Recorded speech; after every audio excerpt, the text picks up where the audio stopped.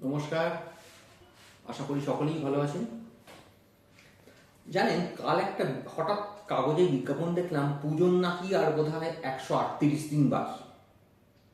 অবশ্যই এখন 364 দিন থেকে শুরু হয়ে যায়, পুজো কতদিন বাকি। হঠাৎ একটা জিনিস খেয়াল করলো, বাঙালির দুর্গা পুজোর সঙ্গে আরেকটা কি পুজো আছে বলুন তো? মানে দুর্গা পুজোর সময় আরেকটা পুজো, অবভিয়াসলি সেটা পেট পুজো।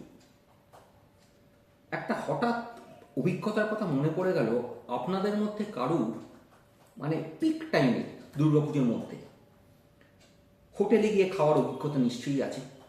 মানে ধরুন সপ্তমীর রাত, অষ্টমীর রাত, এরকম সময় আপনি যদি দেখেন ব্যাপারটাকে না, তিনটে ডিস্টিংক্ট ফেজে ভাগ করা যায় এই খাওয়ার ব্যাপারটা। প্রথম ফেজেতে আপনি বাড়ি থেকে বেরোলেন, তারপর গুঁতো খেতে শুরু করলেন। অটোতে গুঁতো, বাসে গুঁতো, রাস্তায় গুঁতো, পুলিশের গুঁতো, মোটামুটি ওই কন্যাশ্রী রূপশ্রীর মতো গুঁতোশ্রী হয়ে আপনি একটা হোটেলের সামনে পৌঁছলেন। ধরে নেওয়া যাক সেটা কলকাতার বেশ নামকরা একটা হোটেল, যেখানে কোনকানি খাবার বা দক্ষিণ ভারতের আমিষ খাবার পাওয়া যায়। আমি হোটেলের নামটা বলছি না, বেশ নামকরা হোটেল। আপনি পৌঁছলেন, বেশ একটা দেখলেন সুদীর্ঘ লাইন, আপনি দাঁড়ালেন। ঠিক মনে হয় ওই কাঙালি ভোজনে যেরকম দাঁড়ায় না লঙ্গর খানার জন্য, যে আধ ঘন্টা পরে কাঠের হাতা দিয়ে আপনাকে একটু খিচুড়ি দেবে, সেরকম টাইপের ব্যাপার। আপনি দাঁড়ালেন, সপরিবারে সবান্ধবে যেখানেই যান, যাচ্ছেন যাচ্ছেন। 37 মিনিট পর আপনি ঠিক গেটে পৌঁছলেন, তখন ঝটকা নাম্বার 1। মানে ভানু বন্দ্যোপাধ্যায়ের কথায় তাহলে দুইখান কথা আছে। প্রথম কথা, আপনি ভেতরে ঢুকে গেলেন, নো প্রবলেম। যদি না হয়, আপনাকে ঠিক ওয়েটার দরজার বাইরে বললেন, স্যার আপনারা তো মাত্র 3 জন আছেন, একটু ওয়েট করতে হবে, এখন একটা 6 জনের টেবিল খালি হয়েছে। বুঝে দেখুন, মানে এরকম অভিজ্ঞতা আপনাদের কারোর হয়েছে? আপনি লাইনে পৌঁছলেন ওই অটো স্ট্যান্ডের মতো, একটা সিট খালি আছে, 2 জন উঠতে পারবেন না, পরের অটোতে যান। আপনি দাঁড়ালেন, আরও ধরুন মিনিট 20 পরে কোনো ক্রমে আপনি ভেতরে ঢোকার অনুমতিটা পেলেন। মেনু কার্ডটা হাতে নিয়ে আপনার হবে ঝটকা নাম্বার 2, অর্থাৎ পুজোর জন্যে সম্পূর্ণ আলাদা মেনু কার্ড, তার আইটেমও আলাদা।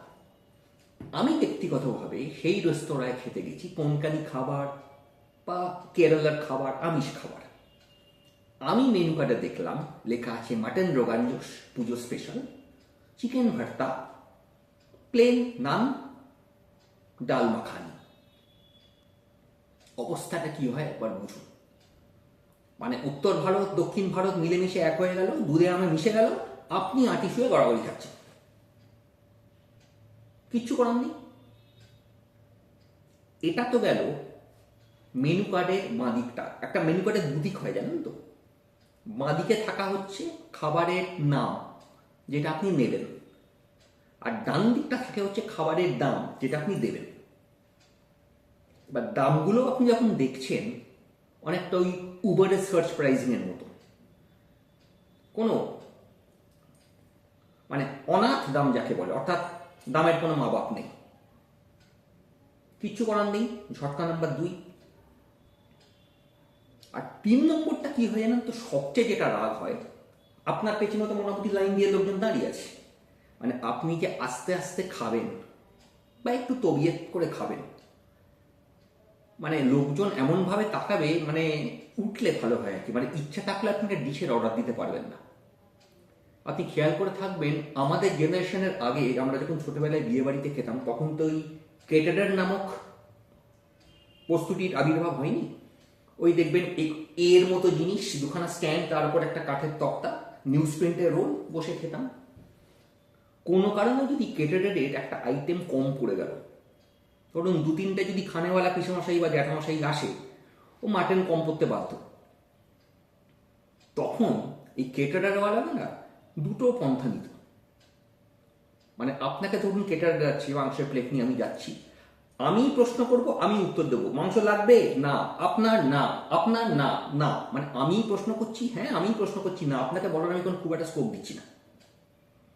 আরেকটা কি হতে পারে, এমনভাবে আপনাকে জিজ্ঞেস করবে যে আপনার উত্তরটা স্বভাবতই না হলেই ভালো হয়, মানে আপনি কি আর নেবেন, না হলেই ভালো হয় আর কি। ঠিক এরকম একটা বোধ আপনি অনুভব করবেন ওই হোটেলে ওই সময় রাত 1:30টার সময় ধরুন আপনি বসে আছেন, পেছনে আপনার বাইরে হয়তো 100 লোক অপেক্ষা করছে, আপনি কিছু চাইতেও পারবেন না। মানে এমনও হতে পারে আপনাকে এসে জিজ্ঞেস করলে আপনি কি আর খাবেন। তো খাবারের কোয়ালিটি আপনি বাদ দিন, খাবারের দাম আপনি বাদ দিন, খাবারের আইটেম আপনি বাদ দিন, আপনি তো সরল বিশ্বাসে বাড়ি থেকে বেরিয়ে গুঁতশ্রী হয়ে 37 মিনিট দাঁড়িয়ে উত্তর দক্ষিণ একদম মিলেমিশে একাকার হয়ে খেলেন। রাস্তায় বেরোলেন, তারপর সামনের একটা দোকান থেকে এক পাতা মেট্রোজিল, এক পাতা প্যানফর্টি কিনলেন। ও, কেন কিনলাম ভাবতে থাকুন পরের দিন সকালের জন্য। নমস্কার।